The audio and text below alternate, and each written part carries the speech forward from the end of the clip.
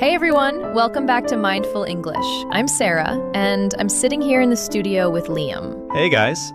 Sarah, I was reading something this morning about why personality tests are so incredibly popular right now. MBTI, Enneagram, all of it.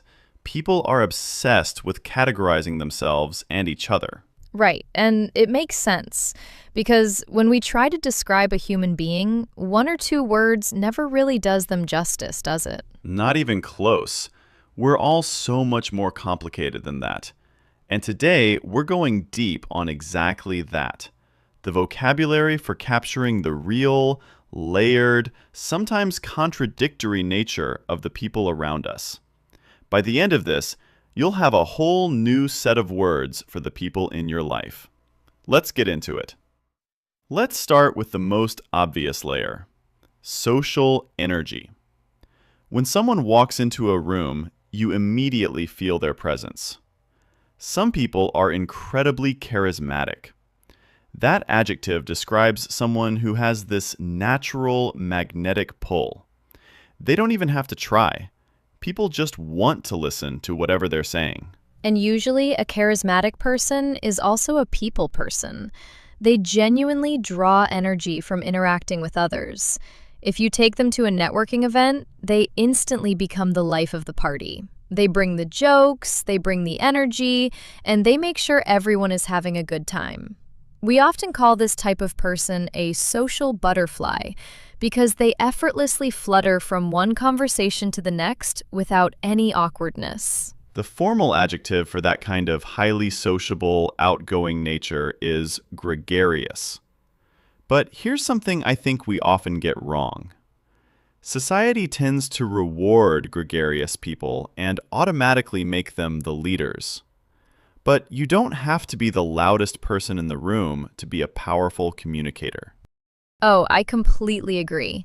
Some of the most influential people I know are the quiet ones. They have this deep ability to be empathetic. An empathetic person truly understands and absorbs the feelings of the people around them. Because they're actually listening instead of just waiting for their turn to speak, they are incredibly easy to talk to.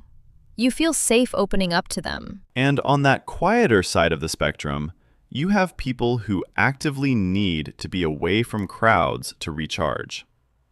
You might call them a homebody. A homebody isn't necessarily antisocial. They just find real comfort and peace in their own personal space rather than at a loud party. You might also notice that they generally keep to themselves. Sometimes people think keeping to yourself is a flaw, but it's actually a sign of strong personal boundaries. They don't need to share every detail of their life with strangers. They might be a person of few words. In a meeting, they might not speak for the first 40 minutes, but when they finally do, everyone stops and listens because you know they've been processing everything very carefully. That transitions perfectly into how personality shapes the workplace. When you're building a team, you need a very specific mix of minds. Everyone wants to hire someone who is as sharp as a tack. That's a great idiom for someone who is exceptionally intelligent, quick-witted, and can solve problems on the spot. And you pair that intelligence with ambition. You look for someone who is a go-getter. A go-getter doesn't wait for instructions. They see a goal and they pursue it aggressively. But Liam, you and I both know the danger of a team made entirely of go-getters. It would be absolute chaos. If everyone is sprinting forward, trying to be the visionary, nobody is checking if the engine is actually running. To balance a go-getter, a team desperately needs people who are meticulous. A meticulous person cares deeply about the tiny details that everyone else ignores. They're the ones who catch the fatal flaw in a contract before it gets signed. They're incredibly dependable.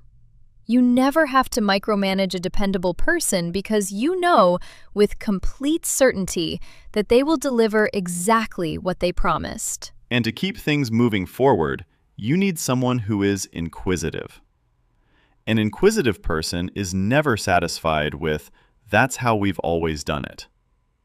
They're deeply curious, constantly asking why, and always pushing for better solutions. But at the core of any healthy team, or honestly, any healthy friendship, you need people who are down to earth.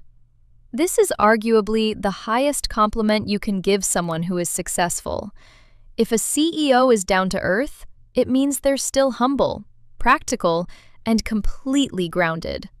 They treat the person at the front desk with the exact same respect as the board members. Because they're deeply authentic. That adjective means they're genuine. They aren't wearing a corporate mask or trying to play a character. What you see is exactly what you get. Which brings us to the double-edged sword of honesty. We all know someone who is a straight shooter. A straight shooter refuses to sugarcoat the truth. If your idea is bad, they will look you in the eye and tell you it's bad. And we need straight shooters. But because they prioritize truth over comfort, they can sometimes come across as rough around the edges. This phrase describes someone who lacks a bit of social polish. They might have a very blunt delivery that unintentionally hurts people's feelings. But so often, if you take the time to really know the person who is rough around the edges, you discover they have a heart of gold. They might be harsh with their words, but they'll also stay at the office until midnight helping you fix a mistake.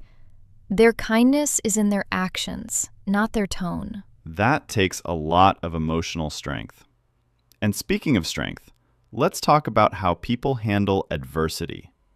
When things fall apart, some people are incredibly resilient. They have this remarkable ability to absorb the shock, adapt, and bounce back. In everyday conversation, we call that kind of person a tough cookie. You cannot break a tough cookie. They've been through so much that a stressful day at work doesn't even make them blink. But we also have to talk about the shadow side of our personalities, because strength and resilience can easily tip into being stubborn. When someone refuses to listen to logic or change their mind, it stops being a strength and becomes a roadblock. Especially as people get older, they become very set in their ways. They find a routine that feels safe, and they aggressively reject any new idea or new way of doing things. It usually comes from a hidden fear of losing control. And then there are traits that are just genuinely toxic to a group dynamic. If someone is completely absorbed by their own ego and truly believes they are superior to everyone else, we say they're full of themselves. Working with someone like that is exhausting because they take all the credit and deflect all the blame. It really is exhausting. And it's equally exhausting to work with someone who is highly impulsive. They make huge decisions based on a temporary emotion without ever thinking about the long-term consequences. When that impulsiveness gets extreme, we call them a loose cannon. Such a vivid image. Think of a heavy cannon on an old ship breaking loose during a storm. It just rolls around, smashing into everything. A loose cannon is a person with no self-regulation who might suddenly explode in a meeting or send a catastrophic email. You end up walking on eggshells around them. Another frustrating type is the backseat driver. Originally, it meant a passenger who won't stop telling you how to drive, but in life, it describes someone who constantly tries to control a situation even when they have absolutely no authority over it. All the control, none of the responsibility. We've all had one. But let's end on a lighter note. Every team, every family, every friend group usually has a class clown. The person who instinctively uses humor to diffuse awkward situations and keep everyone's spirits up. And you don't realize how much you need them until they're not there. And finally, we have the people who refuse to play by the rules entirely. We call them a free spirit. A free spirit is fiercely independent. They don't care about climbing the corporate ladder or fitting into a neat little box. They just follow their own path, wherever that leads. And that's the beauty of it all. You need the meticulous planners, the tough cookies, the empathetic listeners, and the free spirits. Having words for all of them just helps you appreciate the extraordinary mix of people we get to share our lives with. And understand them a little better, which honestly makes everything easier. Okay, before we wrap up, let's pull out a few phrases from today that are really worth holding on to. Mine is pairing rough around the edges with a heart of gold, because it's such a vital human observation. We're so quick to judge people based on their tone or their lack of polish, but realizing that a harsh exterior can hide a deeply generous heart completely changes how you interact with difficult people. It demands more empathy from us. My pick is a loose cannon, because it's such a vivid, useful mental picture. Once you identify someone as a loose cannon, you understand that their chaotic behavior has nothing to do with you. They're just lacking their own internal control. It helps you set better boundaries and stop taking things personally. And the last one I want to highlight is down to earth. Because it's the ultimate goal, isn't it? To become a go-getter, to achieve things, but to remain so completely grounded that you never lose your connection to the people around you. It's the perfect balance of ambition and humility.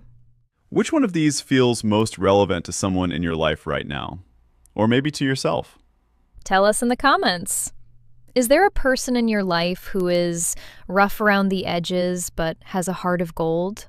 Or maybe you're finally recognizing a loose cannon. We'd genuinely love to hear. And if today gave you some new words for the people around you, share this with someone who loves thinking about this stuff. Everything from today is in the pinned comment, and our previous episodes have a lot more vocabulary like this waiting for you. Have a wonderful week, and the next time someone asks you to describe a coworker, you've got plenty to work with now. Take care, everyone. Take care. Isn't this view incredible? Yes, the sunset is magical. I could ride this train forever.